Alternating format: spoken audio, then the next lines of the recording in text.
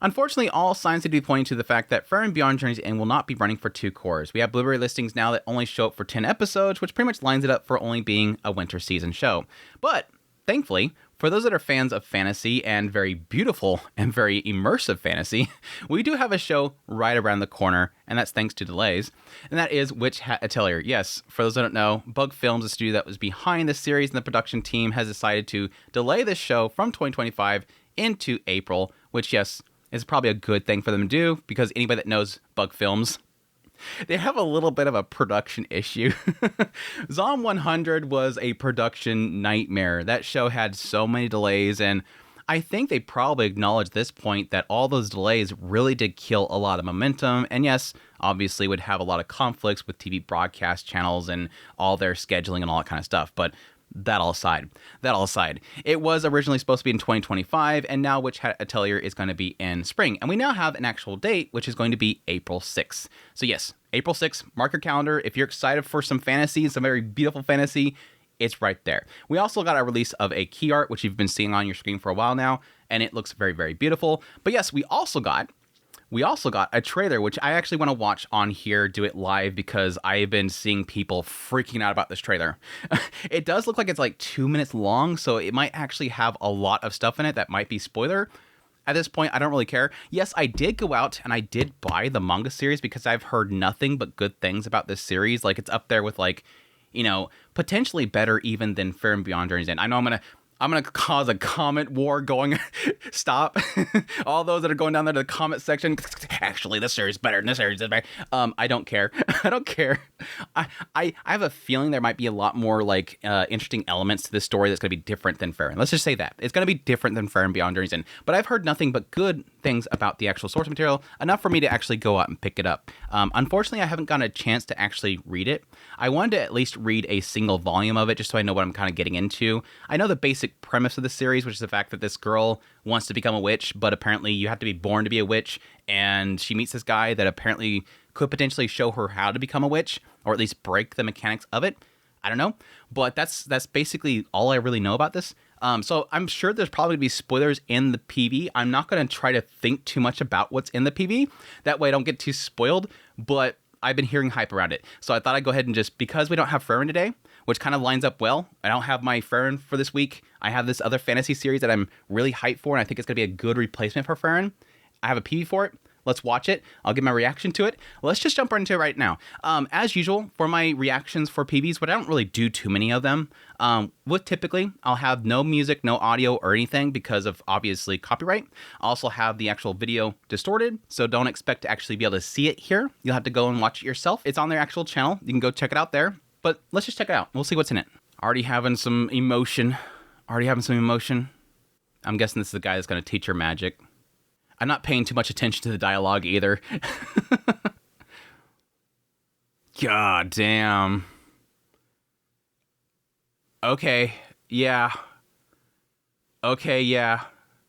Like already, this spanning of the landscape is so freaking beautiful. This whole shot right here is absolutely beautiful. It's one of those things where, like, I think that a lot of, portrayal of sort of a perspective shot going through a scenery, going across some land. In a lot of cases with a lot of animators, and this is nothing like a shade to them, because, like, how do you pull this off? How do you visually represent that in a very flowing motion to still have that motion, almost like a motion blur effect to it, to get that motion to it, and it still not look like a big blob? This is we're doing a really good job here, because I still see the grass here, and that flow itself is just...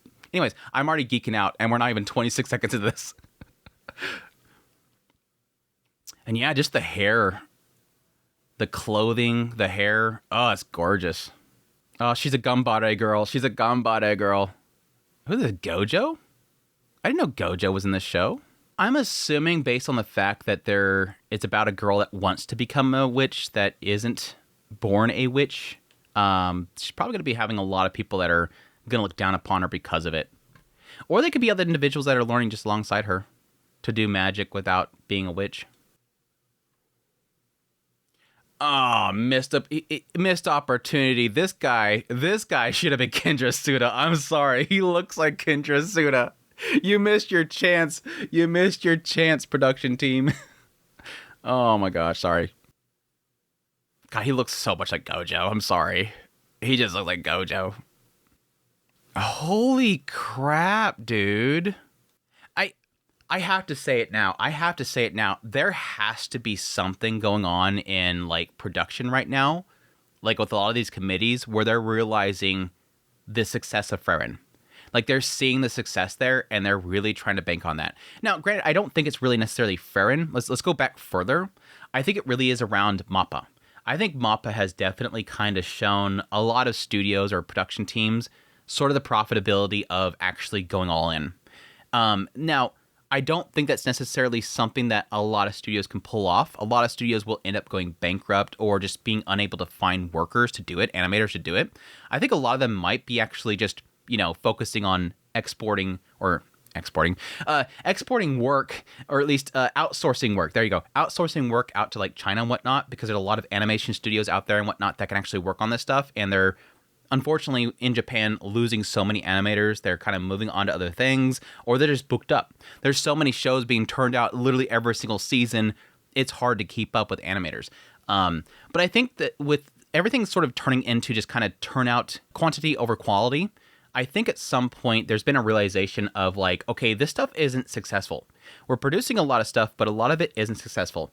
And eventually we're going to get to a point, which I've kind of, alluded to several times before, where overseas, licensors like Crunchyroll, obviously, are going to stop wanting to pay much for this stuff.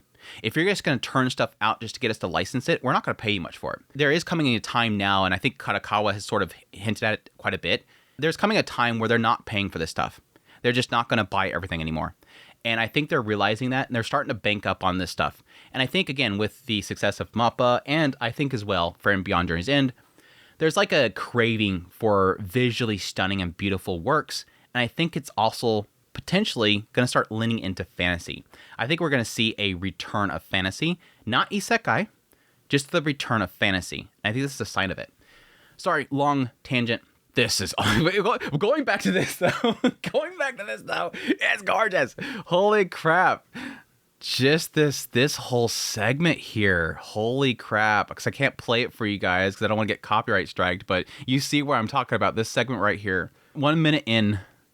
Jeez. Again, perspective. This stuff is hard to pull off. And whoever's working on this, the animators that are working on this are pulling it off. This is a difficult thing to pull off right here, which is perspective and that depth. It can be pulled off in different ways, but not well like that often. Jeez, dude. I'm guessing the way they're getting around it is by drawing the magic. I mean, that could just be a witch thing, is that they draw magic, but it could be the idea that the way they get around it is just drawing the magic instead, which would be cumbersome. Dude. I could already see, this is where we get to like I don't read too much into it. I'm guessing you're doing something you're not supposed to do. You've unlocked something you're not supposed to unlock. They're going to come after and say, holy crap, that shot. Holy crap, dude. Oh, that's so freaking sick. I know we're looking into stuff way deep into the season. We're looking at stuff that's way late this season. I don't care. I'll mentally erase all this stuff eventually. I don't know the context of a lot of this stuff too, so... Is that it? Oh my gosh, dude.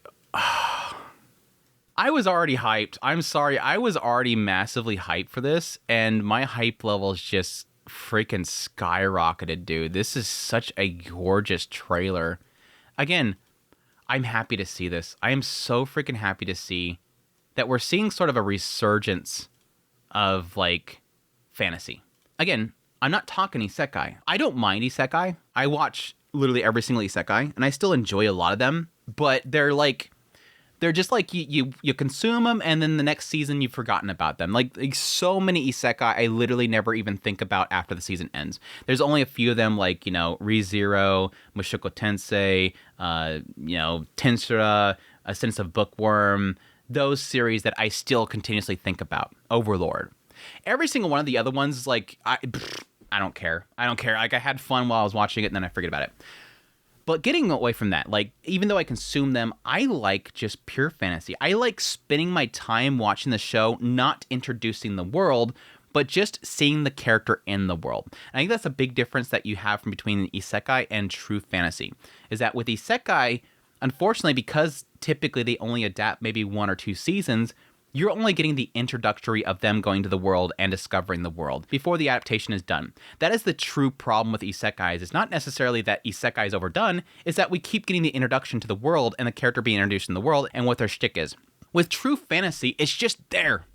The character's born in that world, they're in that world, and they discover the world because they're living in the world. They're breathing in the world, and they immediately get thrown into a situation. You don't have all the what I once was crap that you have to get around, and what superpower they get, what god or goddess gave them what cheat ability, and how they're going to exploit that cheat ability and figure that out. It's about the world. Frieren, again, is about the hero's party and rediscovering that stuff. This seems to be about a girl with a dream to get into magic and discovering the world of magic in seemingly a different way than what is typical. And I want to see that discovery. I want to see her journey. I'm hype. I'm hype. And then again, this looks gorgeous. This looks absolutely gorgeous. Please, Bug Films. I'm glad they delayed it. Please, Bug Films, don't flop on this one. Please don't mess up. Granted, in the end, when Zom 100 actually did come out, they kept some really solid quality all the way into the end. So I don't really have a doubt there for their team and their quality desire. In the end, a delayed product is still good because they didn't rush it. They didn't, destroy the project and then say, we'll fix it in Blu-rays, or in a lot of cases, not fix it in Blu-rays. In the end, delays are good. It just, again, really sucks for hype. So I hope that this doesn't really kind of see that problem. Hopefully a lot of people support this. It does really well. And hopefully eventually I'll get to read the first volume. But anyways, that's my reaction to the Witch Hat Atelier series that's coming up. Super excited for it. I'll be here for it. I'll probably be covering it on a weekly basis, depending on, I'm sure there's probably going to be a lot to talk about with this series, but we'll have to wait and see. But again, mark your calendars, April 6th. But I hope you guys enjoyed this video. As always, if you did, hit the like button down below. If you like this content and you want to support channel more, become a member. Until next time, you'll take care.